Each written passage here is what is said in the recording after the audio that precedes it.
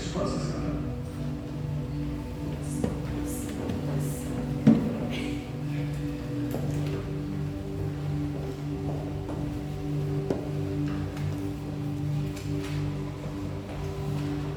Glória a Deus.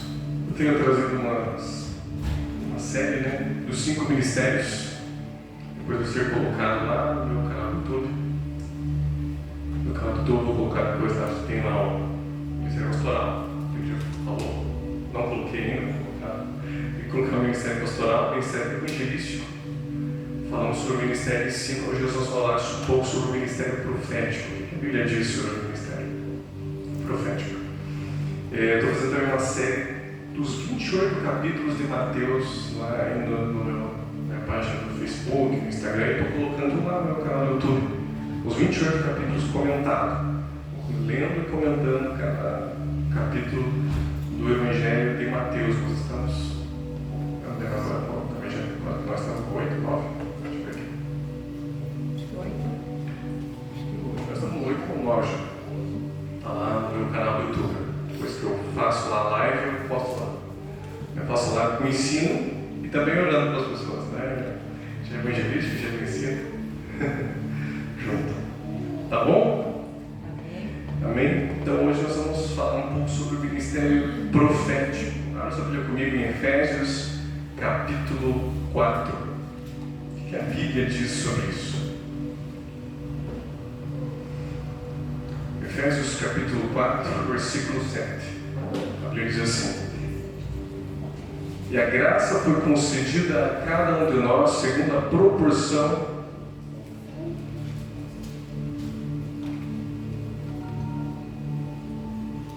do dom de Cristo. Por isso diz: Quando ele subiu às alturas, levou cativo o cativeiro e concedeu dons aos homens. O que quer dizer subiu, senão que também havia descido até as regiões inferiores da terra. Aquele que desceu também é o mesmo que subiu acima de todos os céus, para encher todas as coisas. Versículo 11. E ele mesmo concedeu uns para apóstolos, outros para profetas, outros para evangelistas, outros para pastores e mestres, com vistas ao aperfeiçoamento dos santos, para o desempenho do serviço, para a edificação do corpo de Cristo. Até quando? Versículo 13. Até que todos cheguemos à unidade da fé, ao pleno conhecimento do Filho de Deus, à perfeita varonilidade, à medida da estatura da plenitude de Cristo. Até esse momento. Já estão todos aqui? A plenitude de Cristo, a estatura de varão perfeito, todos perfeitos já estão prontos para ir para o céu? Então, até esse dia, até que a igreja esteja restaurada, completamente restaurada, nós precisamos desses 5 ministérios. Para que não mais, para que é isso? Para que não mais sejamos como meninos agitados de um lado para o outro e levados ao redor por todo o vento de doutrina, pela artimanha dos homens, pela astúcia com que induzem ao erro. Mas seguindo a verdade em amor, cresçamos em tudo naquele que é o cabeça, o Cristo, de quem todo o corpo bem ajustado e consolidado pelo auxílio de toda junta, segundo a justa cooperação de cada parte, efetua o seu próprio aumento para a edificação de si mesmo em amor. Ou seja, para que nós não sejamos crianças espirituais, para que nós não venhamos crescer espiritualmente, para que não sejamos levados por qualquer vento de doutrina.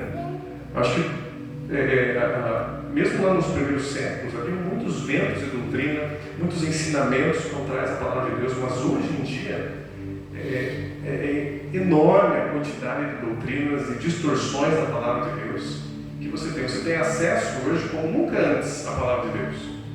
Nunca teve tanto acesso à palavra de Deus, a estudos bíblicos, a livros e tudo quanto é tipo. Na verdade, acesso hoje às traduções, e se coloca qualquer assunto na internet da Bíblia, provavelmente já tem alguém comentando, explicando e alguém discordando ou até debatendo sobre aquele assunto. Você está pensando, nossa, novidade, você vai colocar lá, já tem alguém que já pensou sobre isso. Não é verdade? Mas, para você temerar isso, e saber aquele que está falando a verdade, aquele que está falando a você, é bastante difícil. Na verdade, você precisa ter conhecimento da palavra de Deus, você tem que ir à fonte. Você ficar colocando só comendo comida requentada fica difícil, né? Só colocando micro-ondas ali, uma esquentada, na verdade, já você tem que aprender a fazer também, procurar na palavra de Deus, ser como os bereanos, né? Que procuravam na Bíblia para ver se era realmente como o apóstolo Paulo está falando. Não é verdade? Hoje em dia tem tantos tipos de doutrina que nós precisamos estar realmente atentos. E hoje nós vamos falar sobre o ministério profético. Existe o apostólico, profético, evangelístico, pastoral e ensino ou demência. Nós já falamos semana retrasada. Não foi retrasada? A última vez que eu falei nessa série, eu falei sobre o ministério pastoral. Hoje nós vamos falar um pouco sobre o ministério profético. Um pouco sobre esse ministério. O ministério profético, lá em 1 Coríntios, capítulo 12. 1 Coríntios, capítulo 12, versículo 28. A uns estabeleceu Deus na igreja primeiramente apóstolos, em segundo lugar profetas, em terceiro lugar mestres, depois operadores de milagres, depois dons de curar, socorros, governos, variedades de línguas, porventura são todos apóstolos, todos profetas, assim por diante. Por quê? Porque precisa você diferenciar o dom profético. Uma pessoa que tem um dom profético, todo mundo pode ter um dom profético, todo mundo pode ouvir a voz de Deus, deve buscar ouvir a voz de Deus, mas não é todo mundo que tem um ministério, um chamado profético.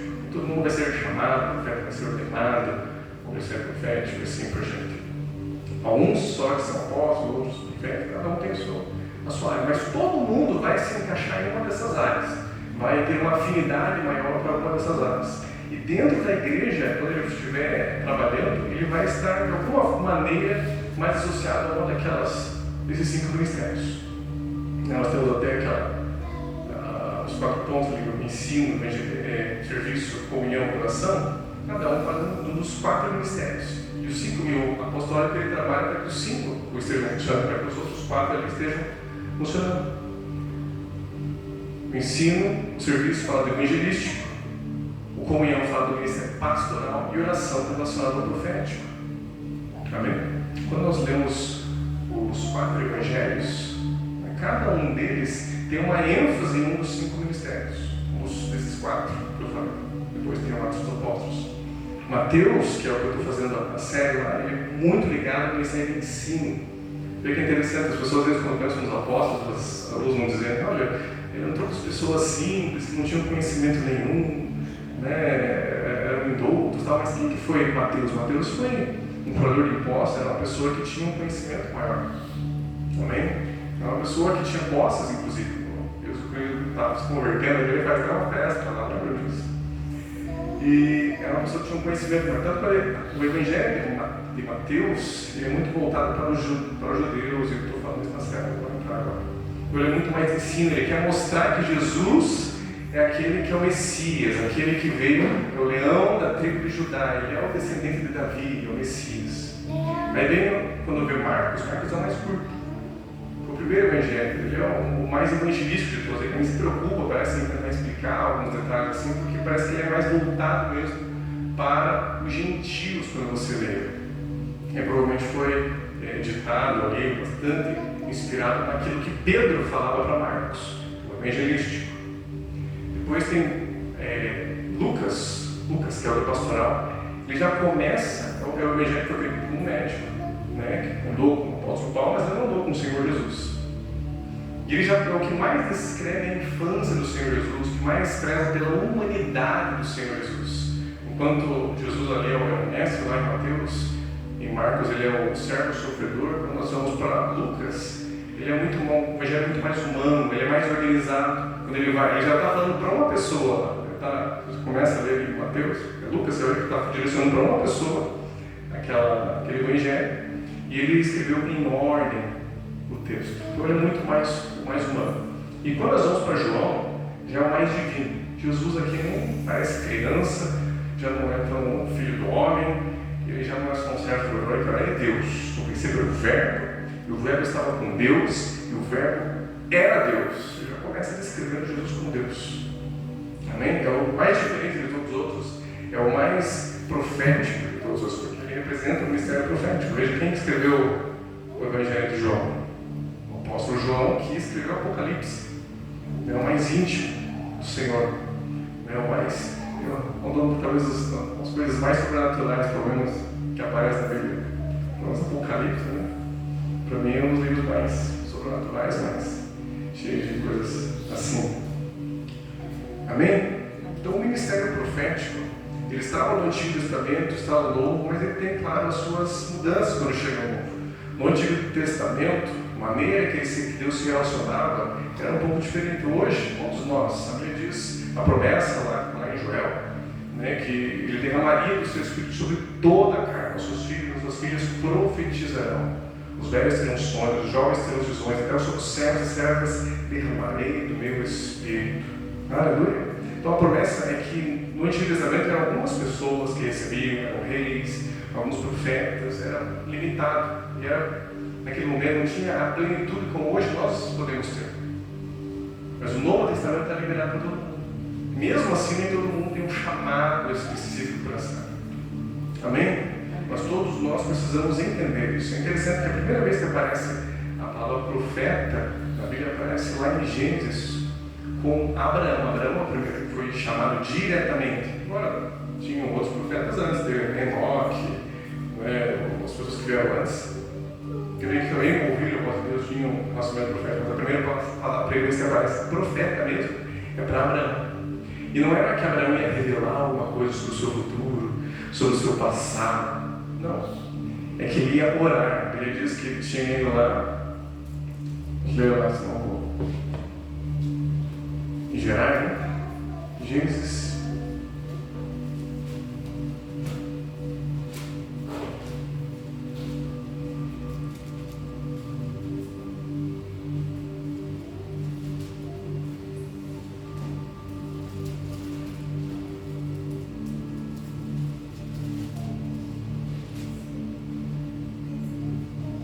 Gênesis capítulo 20.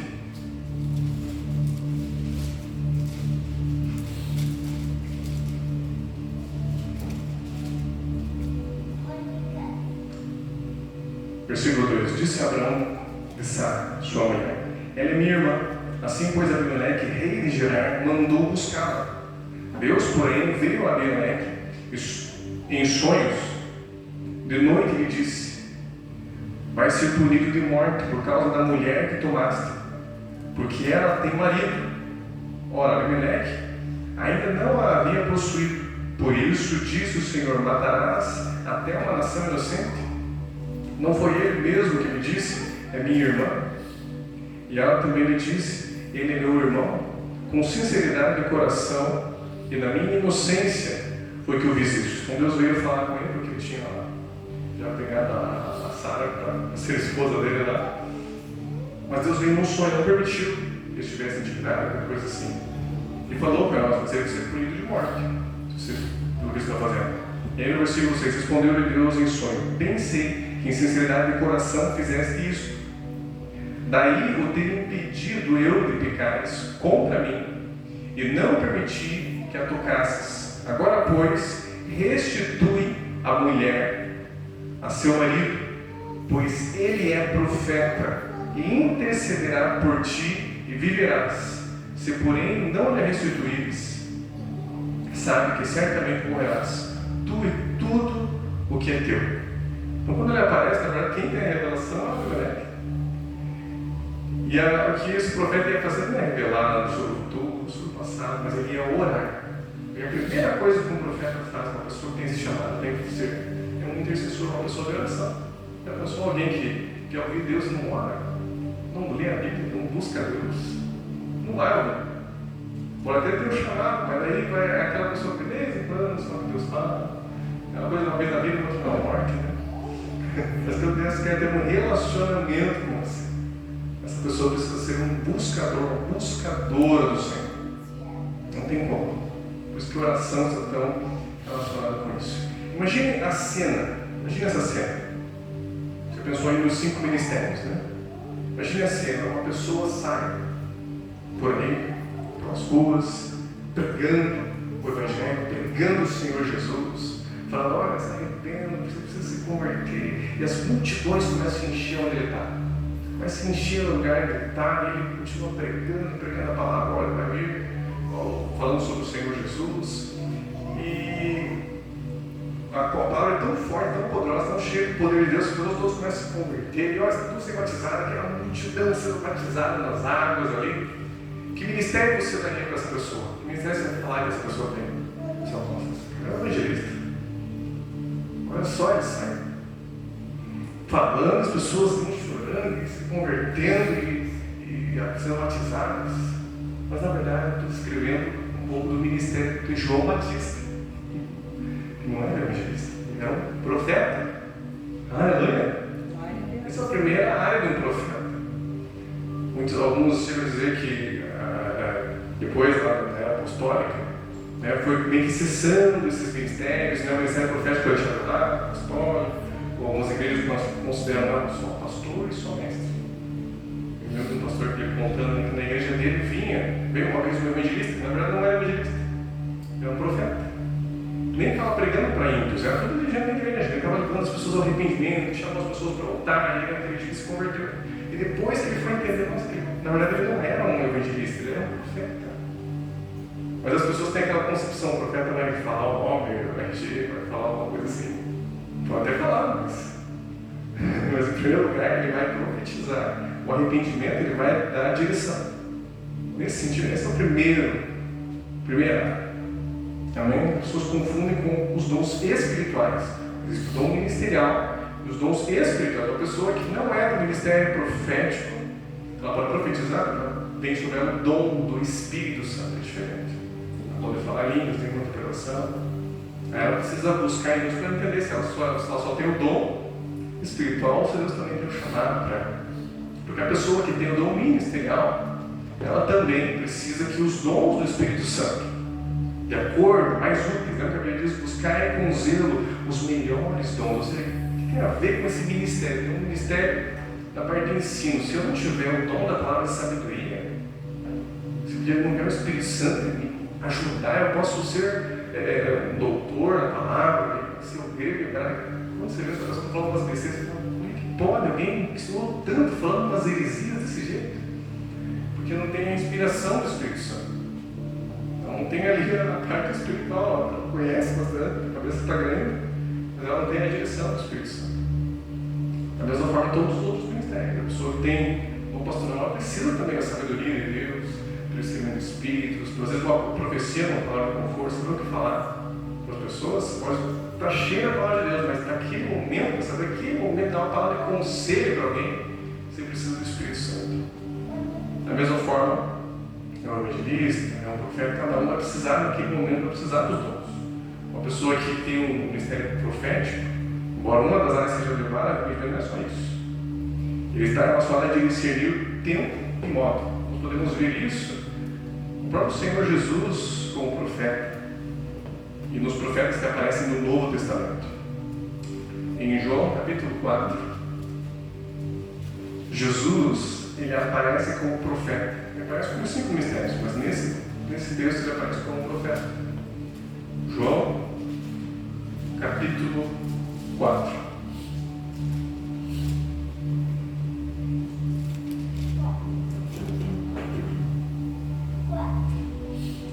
João capítulo 4.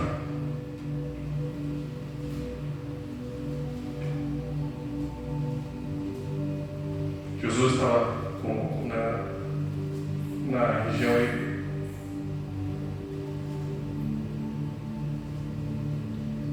uma samaritana, né, Sicar. E aí ele estava com sede, cansado, com sede, e ele viu uma mulher, e ele pede para ela, versículo 7. João capítulo 4, versículo 7. Nisto veio uma mulher samaritana tirar água, e disse-lhe Jesus, dá-me de beber. Pois seus discípulos tinham ido à cidade para comprar alimentos. Então lhe disse a mulher samaritana, como sendo tu, judeu, pedes beber a mim, que eu sou mulher, samaritana, porque os judeus não se dão com os samaritanos. Tinha uma divisão ali, a parte do sul, do norte, uma história, não vou entrar agora. Então havia uma dificuldade de relacionamento com os samaritanos, que ficavam para o norte. Como sendo tu, judeus, pedes de beber a mim, que sou mulher samaritana? Porque os judeus não se dão com os samaritanos. Replicou-lhe Jesus, se quiseres o dom de Deus, se conheceres o dom de Deus, e quem é o que te pede, dá-me de beber, tu lhe pedirias, e ele te daria água viva. Então Jesus já começa aqui com uma revelação interessante, né? A pessoa pensa assim, não, para a pessoa nova, como eu disse, tem que falar bem, que nem uma criancinha, né? Mas ele estava aqui com um profeta. Ele chamou da água viva. Água viva, não, que mistério que é esse? É o profeta falando. És tu, porventura, maior do que Jacó, o nosso pai, que nos deu o poço, do qual ele mesmo bebeu, e bem assim os seus filhos e seu gado? Afirmou-lhe Jesus: quem beber desta água tornará a ter sede. Aquele, porém, que beber da água que eu beber, nunca mais terá sede. Pelo contrário, a água que eu lhe der será nele uma fonte a jorrar para a vida eterna. Está falando aqui do Espírito Santo. Também um dos símbolos da água na Bíblia Sagrada é da palavra de Deus, do Espírito Santo, né? O rio de águas vivas que procede do trono de Deus. Jesus fala lá em João capítulo 7, né? Quem crê em mim, como diz as Escrituras, do seu interior fluirão rios de águas vivas. Ele está falando sobre o Espírito Santo que seria derramado. E aí, quando nós saímos lá entendemos, então o Espírito Santo vem habitar em nós, ele está falando dessa salvação que vem através do Espírito Santo. E aí, versículo 15 diz: disse-lhe a mulher: Senhor, dá-me dessa água, para que eu não mais tenha sede e precise vir aqui buscar. Ela ainda estava pensando de modo natural, mas não tinha entendido ainda que era sobrenatural que ele estava falando. Disse a mulher: Senhor, né, versículo 16, disse-lhe Jesus: vai, chama teu marido e vem cá. Ao que lhe respondeu a mulher: não tenho marido. Replicou-lhe Jesus: bem disseste que não tenho marido, porque 5 maridos tivestes, e esse que agora tens não é teu marido. Isso disseste com verdade. Senhor, disse a mulher: vejo que tu és profeta. Aleluia. Ele falou: olha, você começou a revelar. Não, peraí. Eles te digam: eu tenho 5 maridos, você tem agora não tem marido. Trouxe uma revelação para ela. Como é que ele sabe tudo isso? Como é que ele conhece?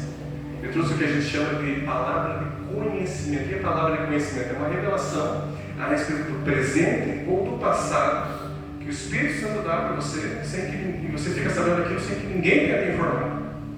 Isso é palavra de conhecimento, o dom de palavra de conhecimento. Essa profecia que é sobre o futuro, ou edificação, consolo e observação. Ela fala de conhecimento que ele teve aqui. Quando ele fala para ela, uma vez que é profeta, eles têm os dons aí do Espírito Santo fluindo na sua vida.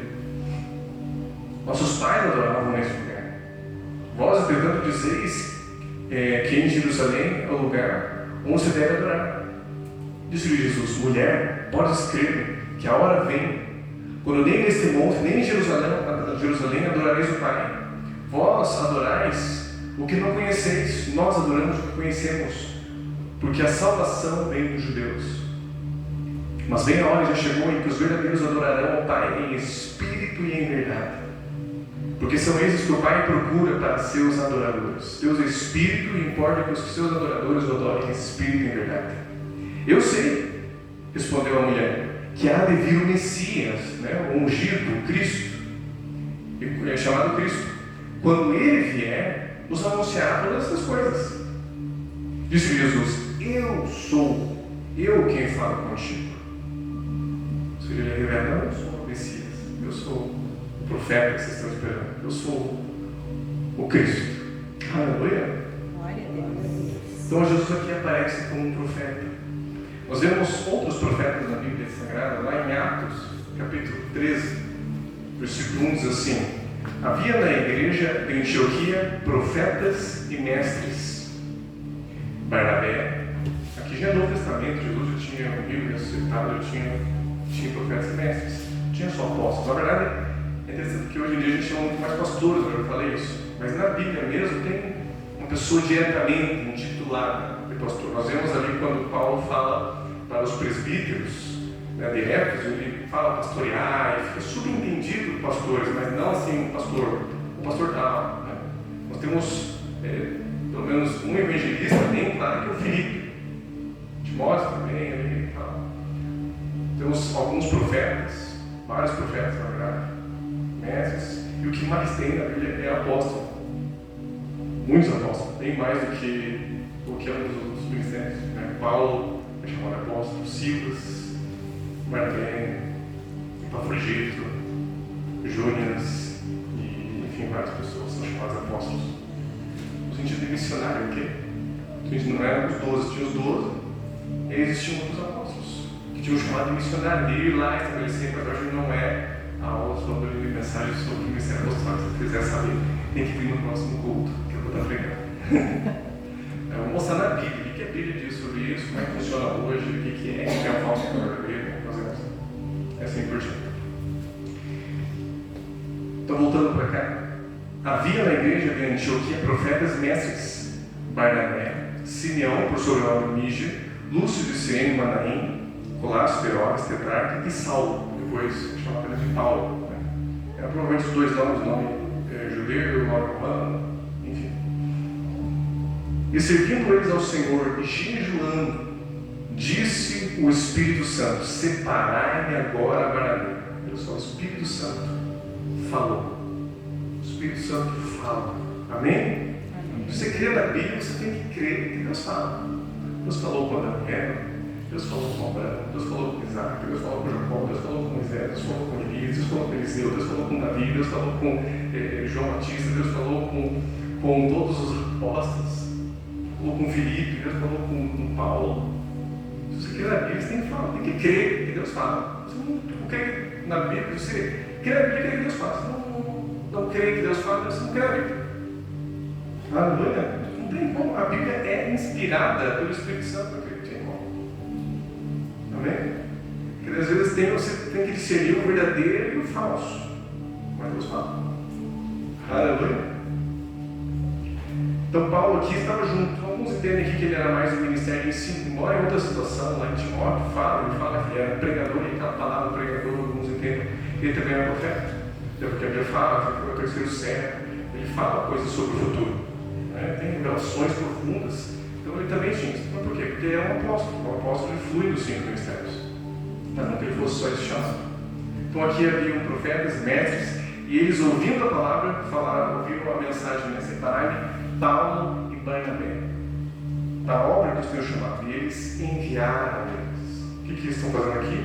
Estão enviando missionários. O que é um missionário? São apóstolos, 2 apóstolos aqui, porque a palavra apostelo é enviada.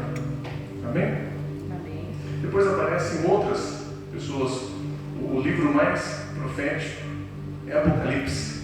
Apocalipse ele foi todo inspirado pelo Espírito Santo, que veio inclusive, olha que coisa louca, né?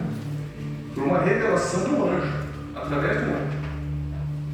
O Espírito Santo, através do anjo, está lá em Apocalipse capítulo 22, no versículo 8. Eu, João, sou quem ouviu e viu essas coisas. E quando as ouvi e vi, prostrei-me aos pés do anjo, que me mostrou essas coisas para adorá-lo. Então ele me disse: vê, não faças isso. Eu sou conservo teu. Amém? Nós adoramos anjo. Diz que os anjos são espíritos ministradores a serviço daqueles que hão de herdar a salvação. Hebreus capítulo 1. Então ele me disse: vem, não faças isto. Eu sou o conservo teu e dos teus irmãos, os profetas, e dos que guardam as palavras deste livro. Adora a Deus. Amém? Muitas das revelações que nós recebemos, que você recebe, o Espírito Santo, muitas vezes é através do anjo. Aparece Daniel, aparece em várias situações. Anjos sendo canais da revelação do nome dons do Espírito Santo. Anjos ministrando uma pessoa, para a pessoa receber uma cura, pode acontecer, receber um milagre, receber uma revelação. Eles são canais dos nove dons. Por Por isso que quando os servos das trevas, que servem a Satanás, servem a outros deuses, às vezes você olha parecido, né, a maneira, algumas coisas assim, com os dons do Espírito Santo. Porque são anjos caídos que trabalham com eles. E os anjos que trabalham com nós são anjos da luz. Quando você chega perto de um anjo, você sente a presença de Deus, o anjo de Deus, você sente a presença de Deus. Acho que é um lugar cheio de outros espíritos, mas sempre tem uma opressão. Amém? Hoje não é sobre você te intervir sexta-feira. Sexta-feira eu falei sobre anjos. O que a Bíblia diz sobre isso. Então os anjos é uma das maneiras de receber uma profecia. Pode ser uma profecia com interpretação de línguas, uma visão, por um sonho, pode ser de um cheiro, pode ser uma revelação de Deus. Daí nós temos que fazer uma aula sobre os dons do Espírito Santo, né? Só para você ter uma ideia. Eu teve aqui também, na verdade, essa revelação através desse anjo, mas ele estava no que a gente chama de arrebatamento de espíritos. Você vê que o inimigo ele só copia, né? Mas isso aqui é muito melhor que Harry Potter.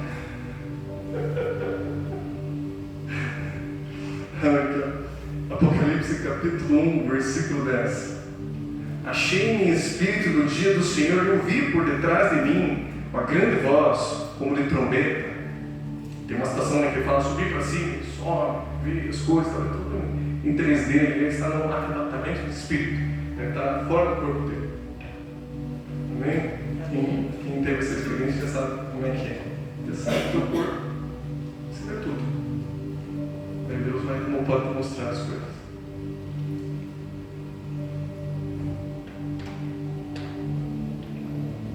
Ágabo, a Bíblia mostra também sobre Ágabo. Ágabo era um profeta.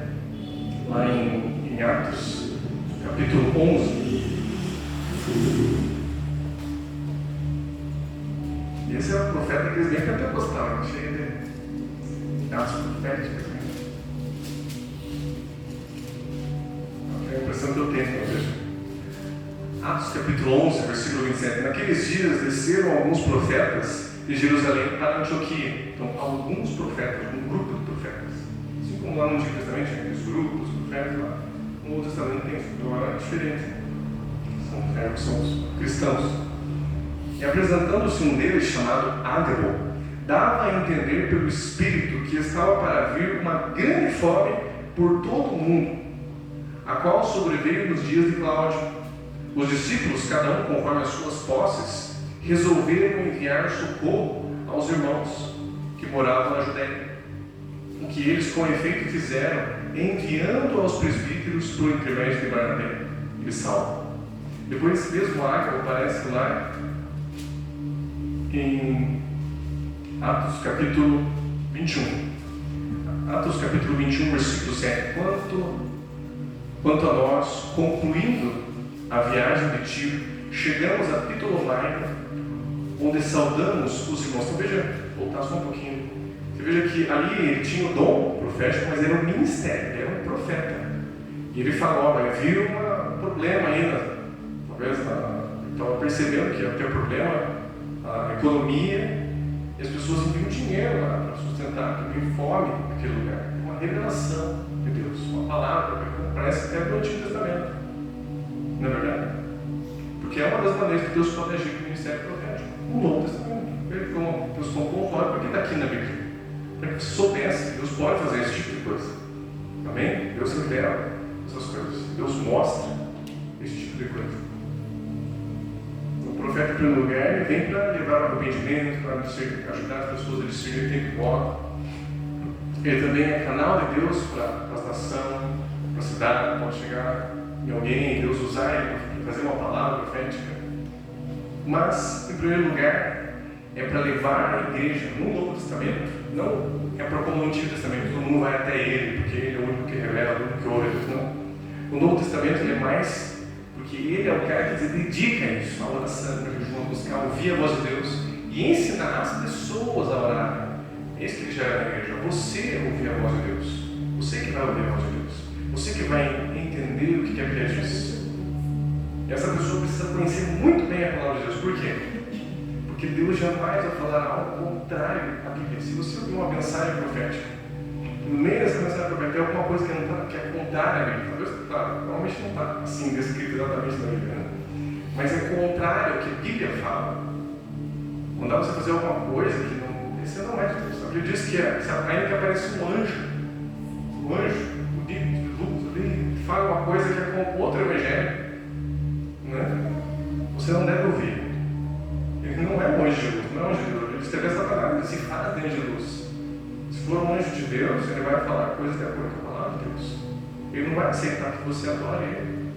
Ele não vai aceitar, não vai concordar, não vai te falar para fazer alguma coisa contrária, vai te ensinar uma nova religião aqui, na verdade, que Deus está implantando na terra. Não vai existir isso. Isso aí não é Deus. Amém? Amém. E você precisa conhecer a palavra de Deus para não entrar em. Parece um anjo ali e fala: oh, eu sou tua avó falecida, você lembra de mim? Aparece igualzinho a tua avó. E as pessoas vão nessa. Ela tem que conhecer a palavra de Deus. Ele diz que fala contra os necromantes, aqueles que consultam os mortos. E a Bíblia fala que o homem extraordinário morreu uma só vez, vindo após isso o juízo final. É uma só vez. Qualquer outro que quer manifestar, ele nunca vai, o anjo não vai descer em mim, que nem é sobre mim o Espírito Santo. Amém? Não vai baixar o anjo aqui.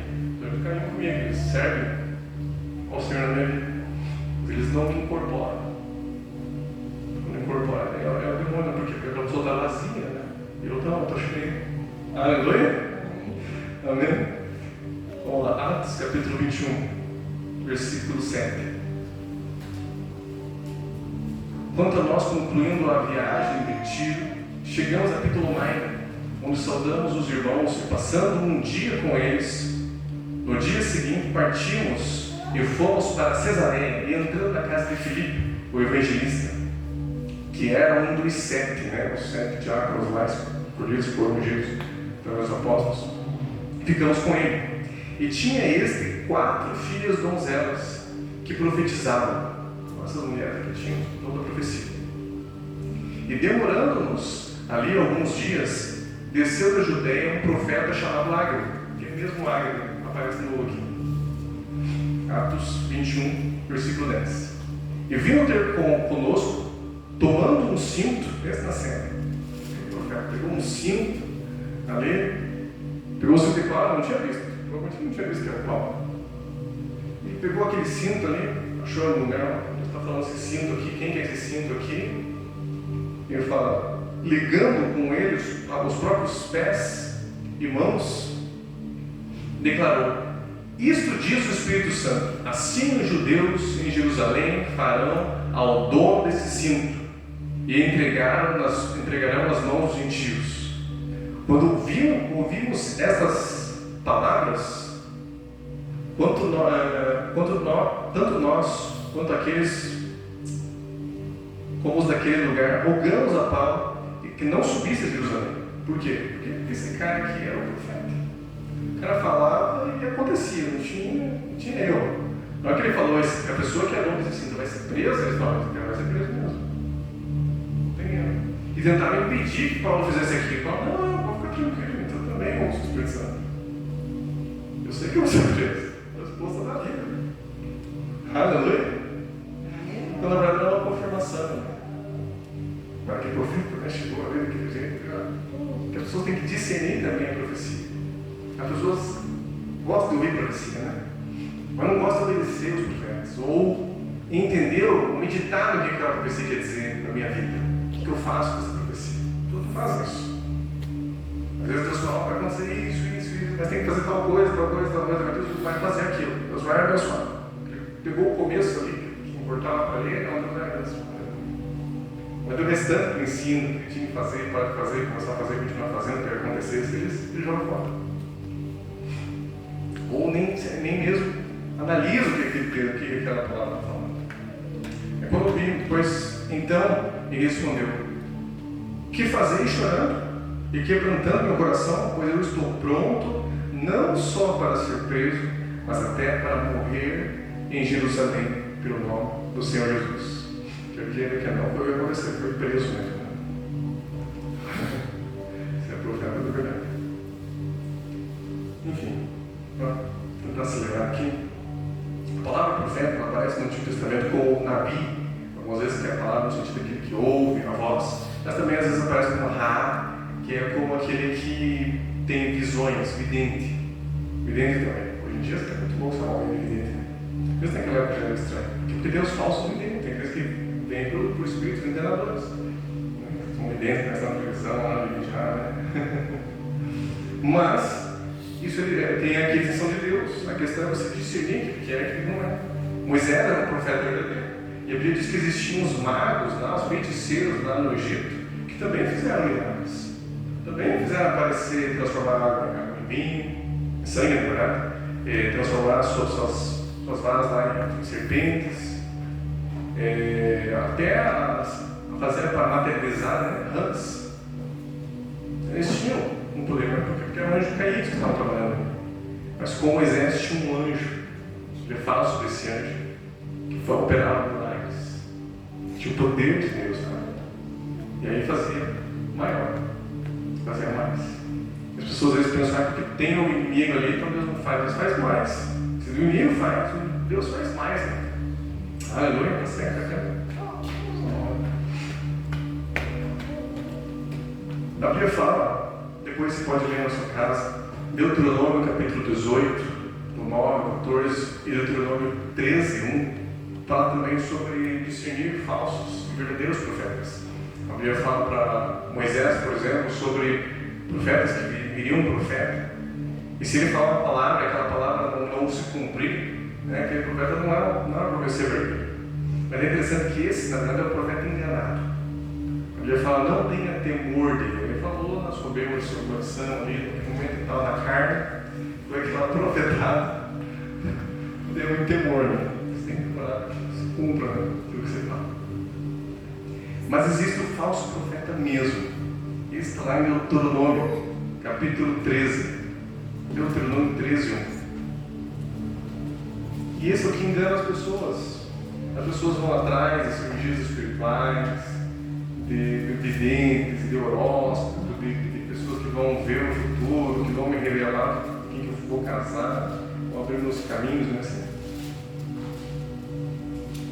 E a pessoa sempre vem, puxa, ele fala coisa boa, ele faz coisa boa pra gente, então fiquei bom, fiquei melhor depois que ele fez lá os trabalhos dele lá, fiquei melhor, então eu só vi uma coisa boa. Porque é exatamente isso que o inimigo faz.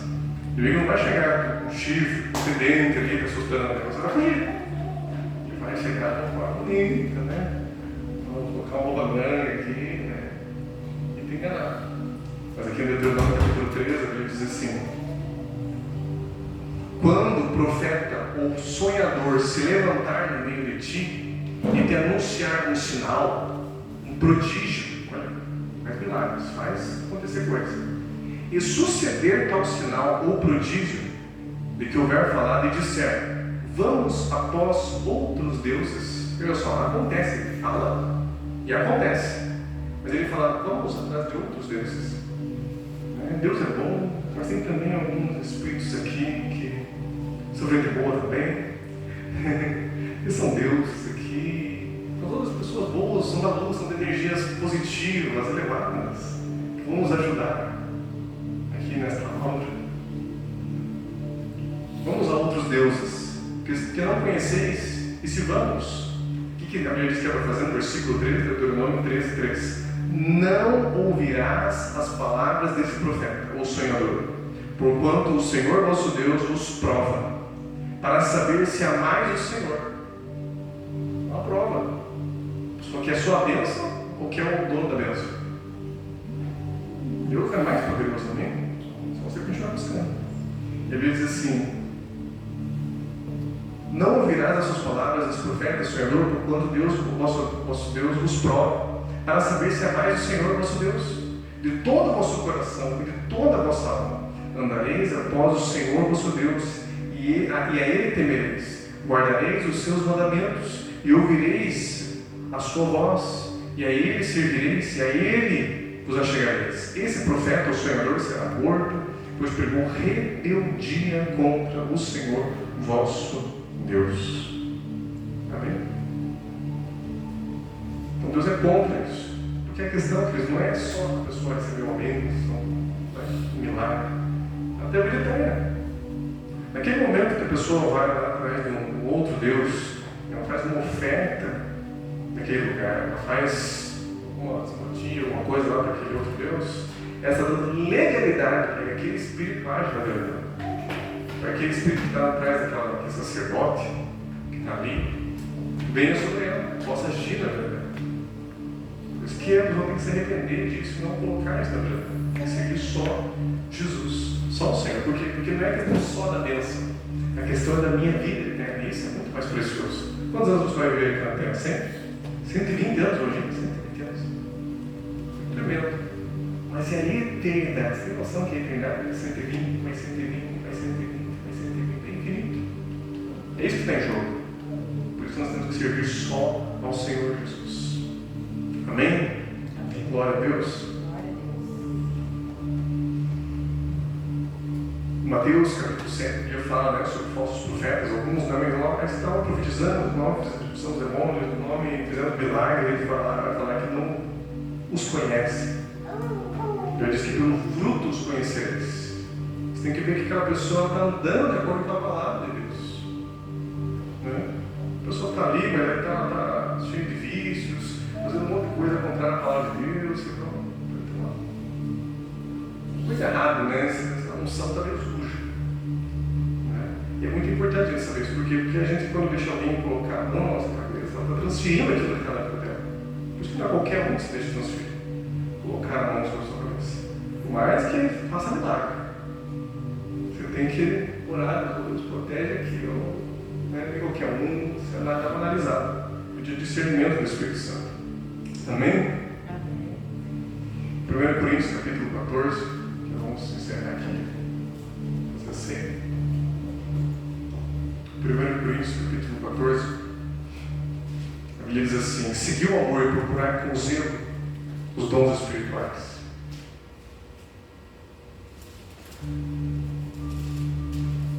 Mas principalmente que profetizeis, pois quem fala em outra língua não fala a homens, senão a Deus, visto que ninguém o entende e em espírito fala mistérios.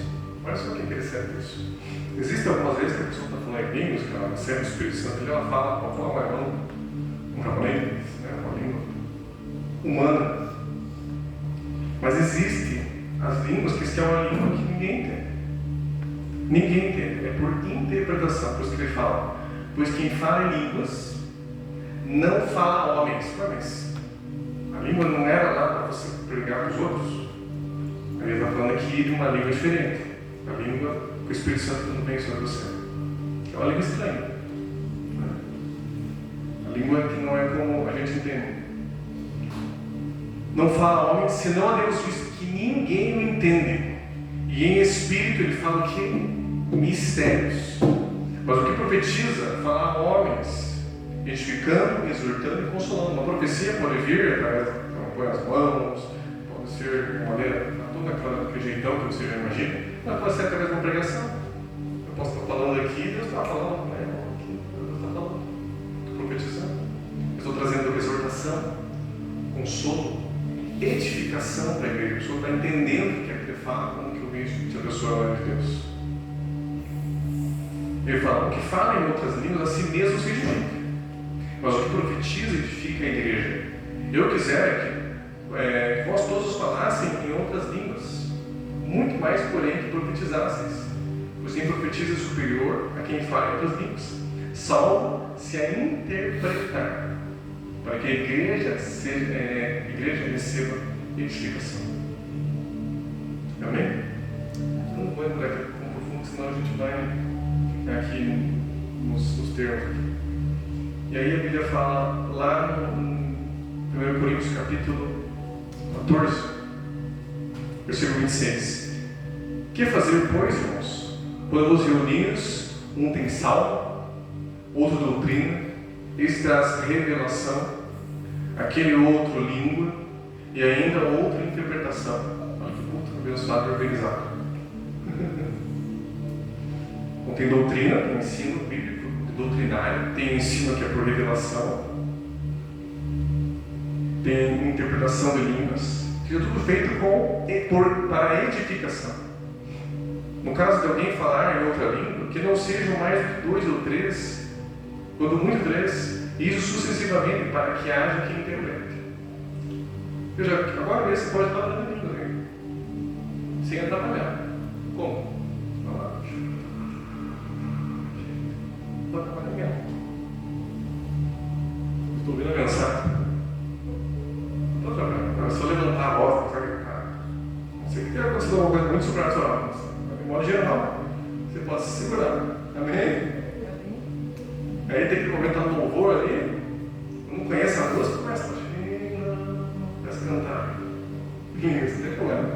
Não é isso que Paulo está falando. Ele está falando daquele momento que simplesmente virava uma bagunça. E ninguém queria entender, não queria interpretar, não subia lá, pegava o microfone, que era uma bagunça. Ele está falando que estava organizando. Amém?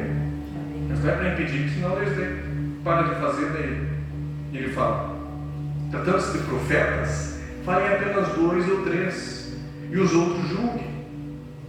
Se porém vier revelação a outro que esteja assentado, cale-se primeiro, porque todos podeis profetizar um após o outro, para que todos possam aprender e ser consolados. Os espíritos dos profetas estão sujeitos aos próprios profetas. O que é esse espírito profeta? O teu espírito. Amém? Não o Espírito Santo. O Espírito Santo não está. Mas o teu espírito está. Você tem controle. Você pode ouvir a voz de Deus. Deus pode me revelar que agora a mensagem que eu vou dar para você. Mas eu estou lá em casa, estou dando tudo pessoal. E o Espírito Santo me revelar lá e eu vou anotar certinho a mensagem. Aí chegar aqui, Deus está falando. Não é só agora. Não, Deus falou, porque foi na hora, tem um momento. Troquei toda a mensagem aqui, irmãos. Deus falou errado. Não precisa ser assim. Deus pode fazer isso, claro. Normalmente é porque a pessoa ouviu errado. Normalmente porque a pessoa ouviu errado. Se ela ouvisse, ela viu errado lá na casa dela, chegou e deu uma patada. Aí ele foi o espírito mesmo. Não é nesse sentido assim, mas não que Deus quer. Polar, né? Eu acho meio estranho isso.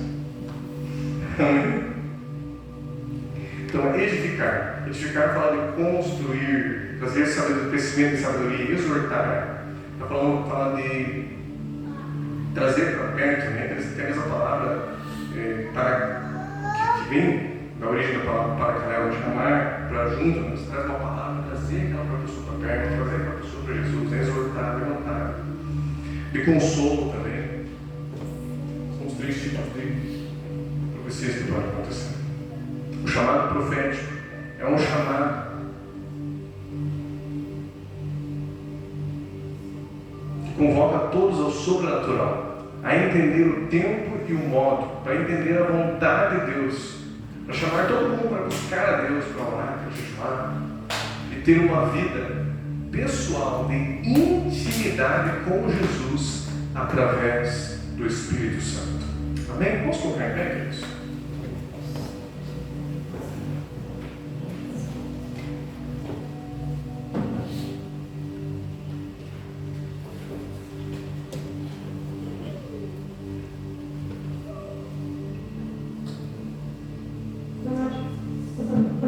Seus olhos, vamos orar. Senhor, muito obrigado pela tua presença, por essa mensagem.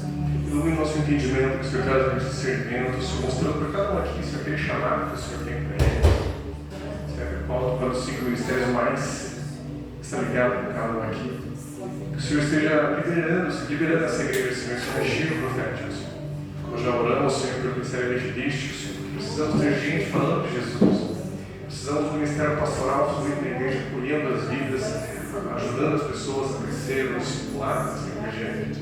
Pessoas com o chamado ensino para ajudar no crescimento, no conhecimento da palavra de Deus, nesse ambiente de conhecimento da palavra de Deus. Nós também precisamos ter um ministério profético na igreja, de pessoas que estão buscando, que estão orando, jejuando, clamando e gerando esse ambiente de convocação da igreja para buscar o Senhor.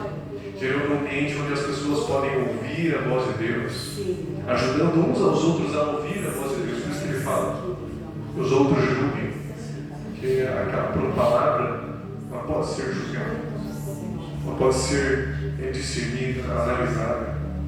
Principalmente quando estamos começando a ouvir a voz do Senhor.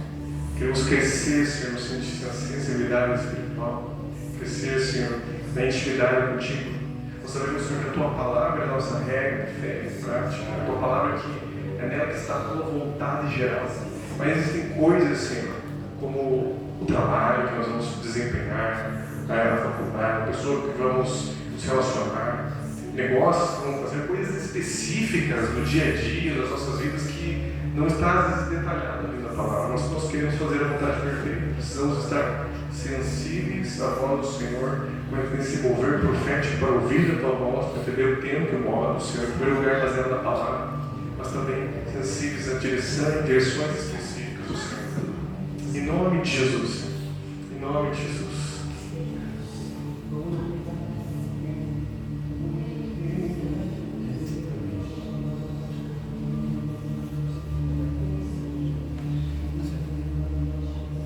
Em nome de Jesus, Deus bem-vindo, Senhor.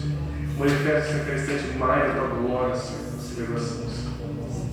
Reaviva, Senhor, a fome e sede no coração de cada um de nós. Dá-nos o Espírito do Senhor de graça e de súplica, Espírito de graça e súplica, inunda esse lugar, inunda essa igreja, cada pessoa, todo principado, toda opressão que tira a vontade de orar, de ler a Bíblia, de buscar o Senhor, que vai embora das vidas do Senhor. Que venha, Senhor, sobre cada um aqui o desejo de orar, de buscar o Senhor, entender a tua voz, conhecer os teus caminhos, Senhor. Em nome de Jesus.